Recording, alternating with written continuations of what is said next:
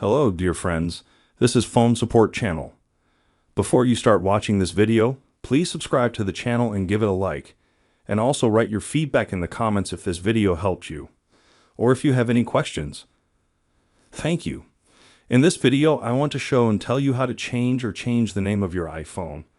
This name you have, for example, in Bluetooth or AirDrop or something else. How can you change it? That is, you have no idea not the name of your iCloud, but the name of your iPhone. For this, you just go to the iPhone settings, and then go a little lower. Here you select the item, General. Then here you click About, and here you have a button.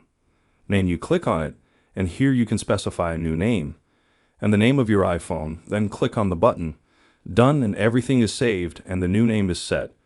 As you can see, this is a very simple and fast way. Done. Nothing complicated. If you like this video, put likes and subscribe to the channel.